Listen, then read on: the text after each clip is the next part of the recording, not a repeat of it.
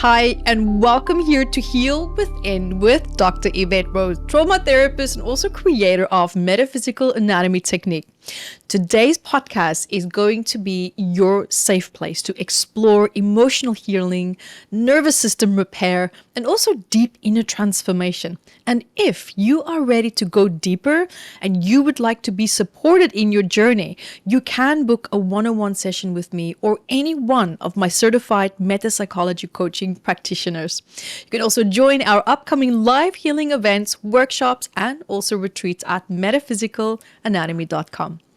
Now let's begin your journey back to wholeness, one breath at a time, one breakthrough at a time. And today we're going to dive into something that touches every area of your life.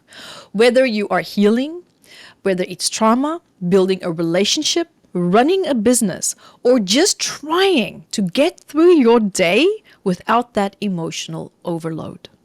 We are talking about emotional intelligence. And this is also what I actually like to call the nervous system's superpower.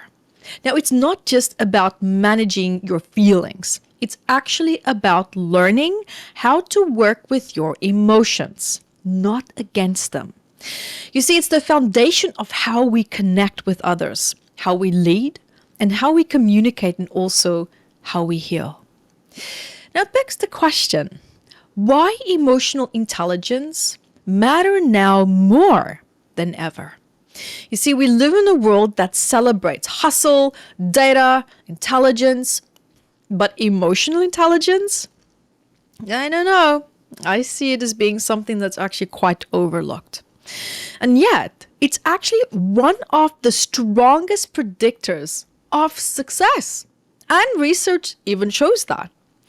You see, not just success in careers, but in life, in relationships, in health, and also in healing. And the ability to recognize and understand and manage now your own emotions and influence and emphasize with the emotions of others. It's not just nice to have it, it's essential, especially if you are on a trauma recovery journey. So many of us were raised perhaps maybe in environments where emotions were either dismissed, punished, or completely ignored.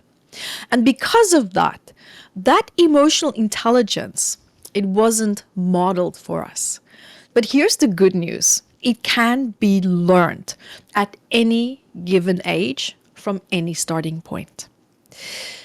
So what are the 4 core pillars of emotional intelligence? Let's break it down together because there are 4 main components to this. Number 1, self-awareness. You see, this is your ability to recognize what you are feeling and how those feelings are also impacting your thoughts, your behaviors, and also your energy.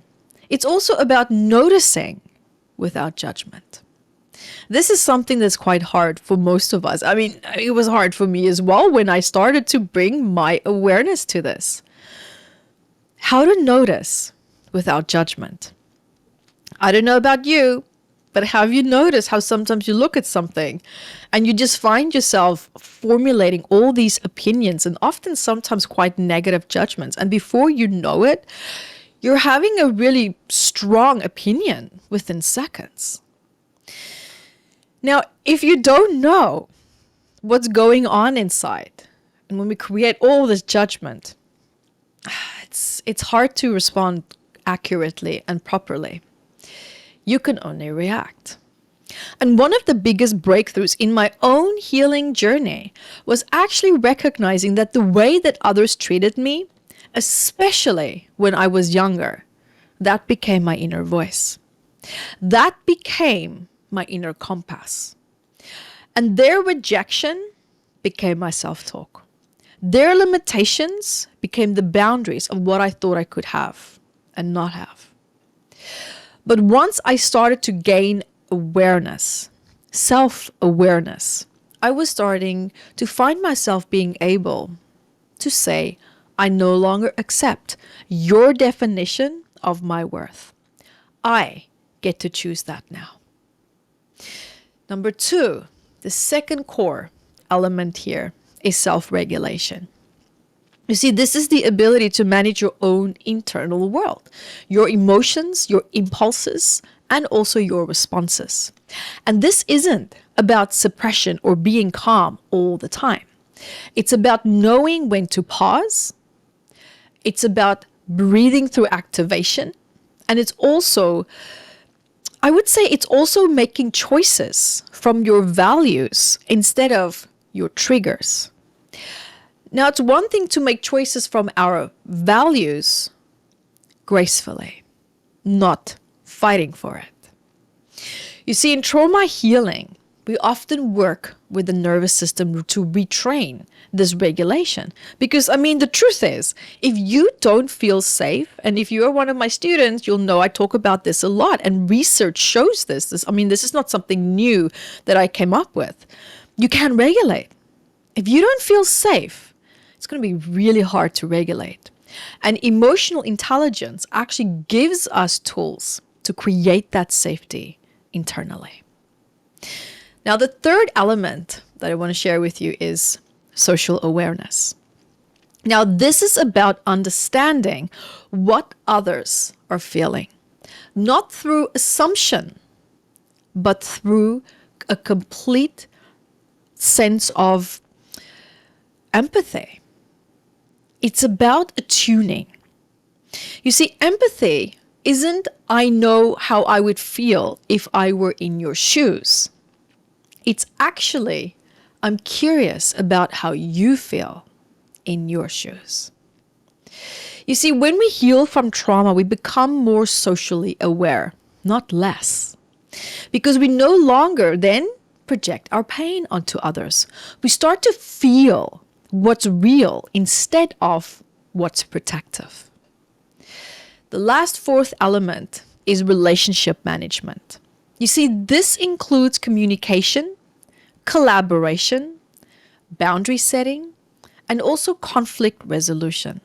And it's so important because you can have all the healing in the world, but if you can't express your needs or hold a safe container with others, you're going to struggle to connect in a nourishing way. And something that really blows my mind is that most people think that they are self-aware. Now, a study done by a psychologist found that 95% of people believe they are, but only 10 to 5% actually really are. Now, why is that? You see, self-awareness, it's tricky, especially if you are in a leadership position, because the more power you have, the less honest feedback you receive. And if you're living in trauma survival mode, and you may mistake your defenses for personality traits.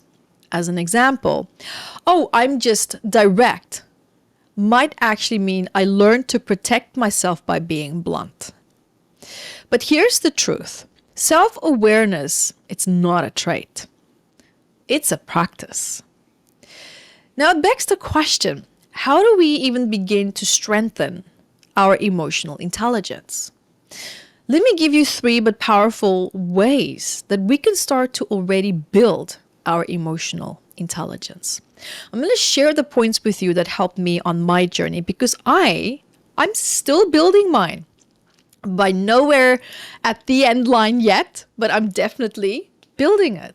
So what really helped me was to name my emotions. Ask yourself, what are you feeling right now? And then go deeper than good or bad. Is it grief? Is it guilt?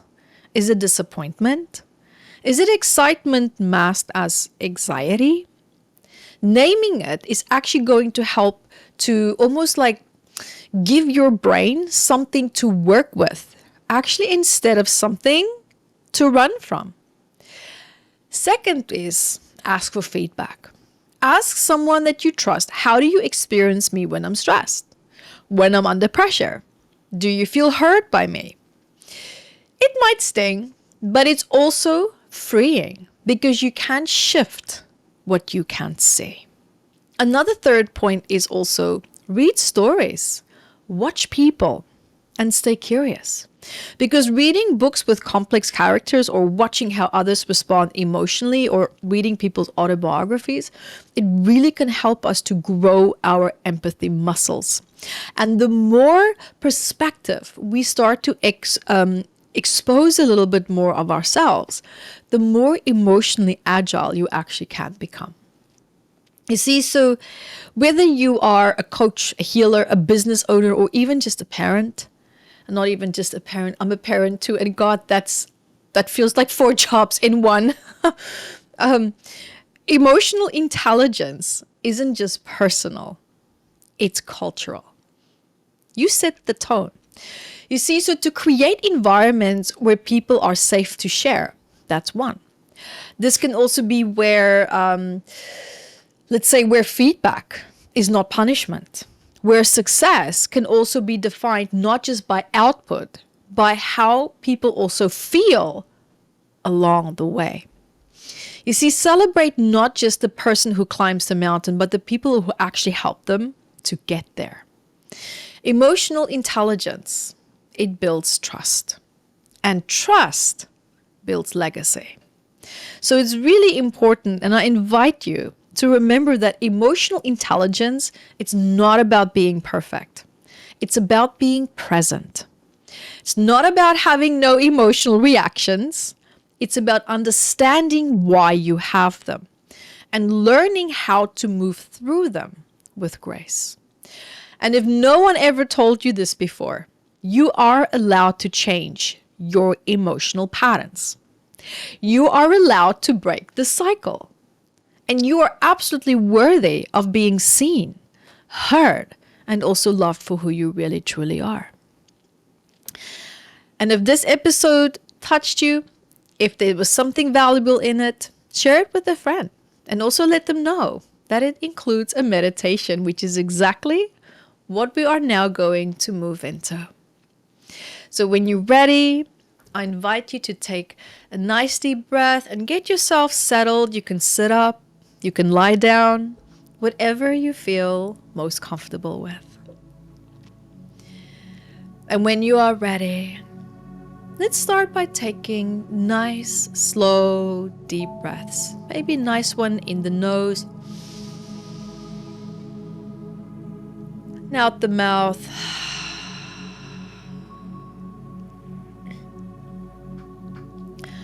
Allowing your breath to guide you into this moment.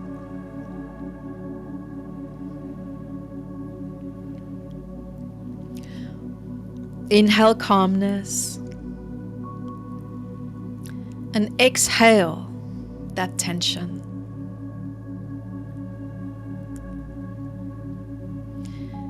Inhale safety.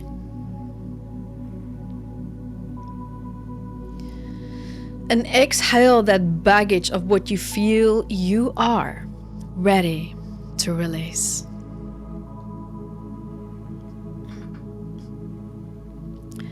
Feel the ground beneath you. Feel yourself being held, completely supported.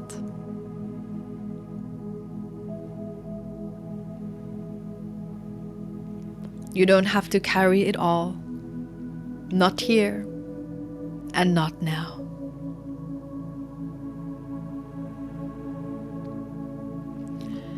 And begin to bring your awareness to your body.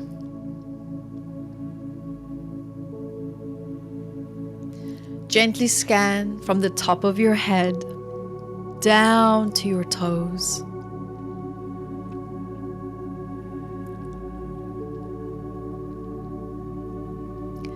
Notice any areas of tightness.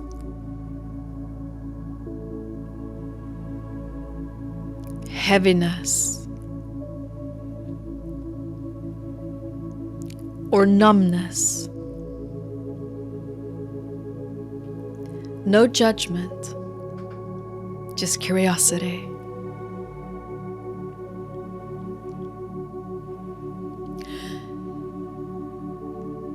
When you feel ready, bring your attention now to your heart. This sacred space in the center of your chest.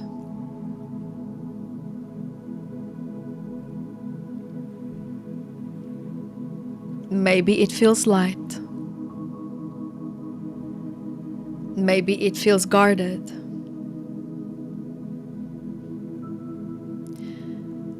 Maybe it feels tired.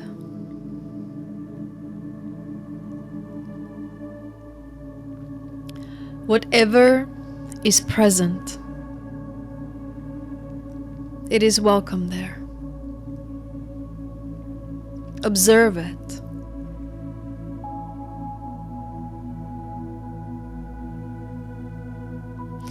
Allowing your breath to soften that space.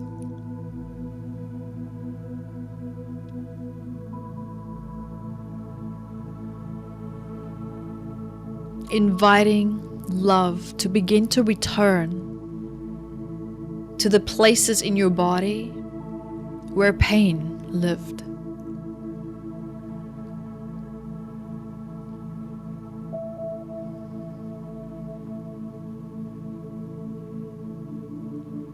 Now imagine a soft golden light just above your head.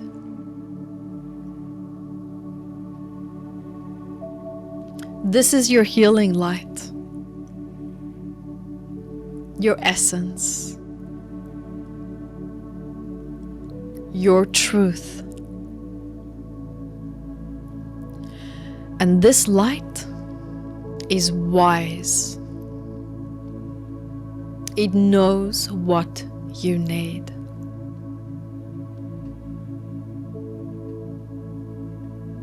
And see it gently pouring down over your forehead, releasing that mental noise.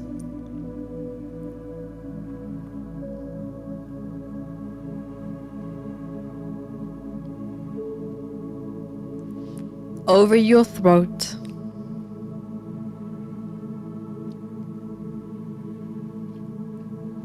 softening self-doubt.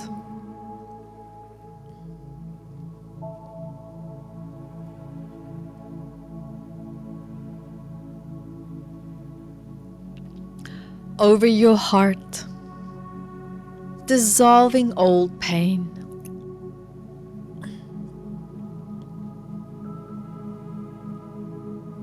Down into your stomach, calming your nervous system.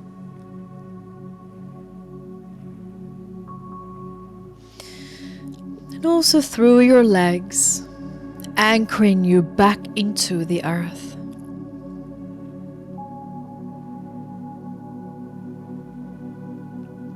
And feeling how this light is filling every single cell in your body with peace, with safety, and also renewal. Let it linger now where you need it most. And while it's soothing that area, let's affirm a few affirmations together, and all that you have to do is listen to my voice. And let them echo through your body and your nervous system as well. I am safe to feel.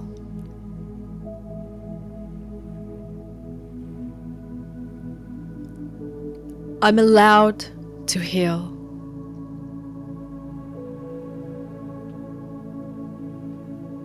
I'm worthy of love and gentleness.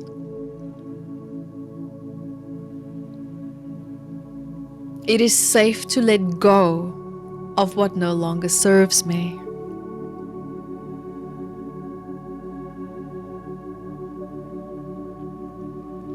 I trust my body to guide my healing.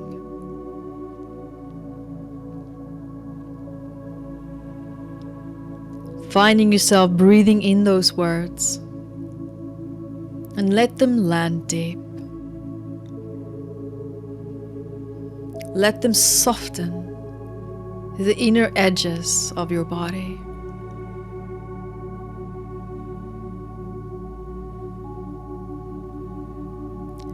And notice how your breath becomes steady.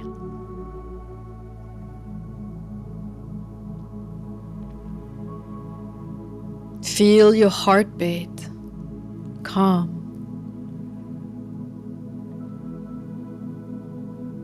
And your nervous system is starting to remember safety.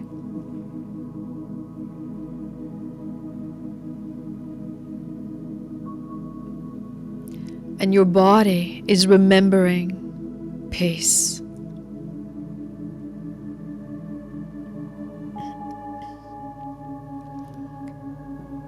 And remembering that you are not broken, you are healing. Moment by moment, breath by breath.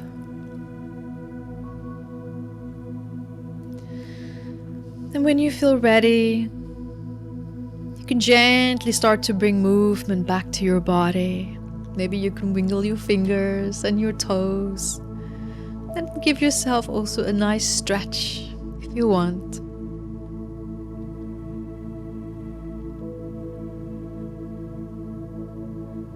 And placing your hands over your heart. And in your mind or out loud, you can say, I am healing. I am whole. I am home.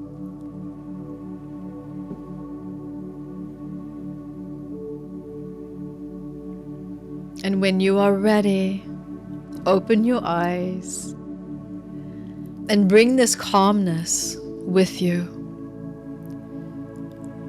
Carry it into your day and night. And know that you can return to the space anytime you need. And gently come back.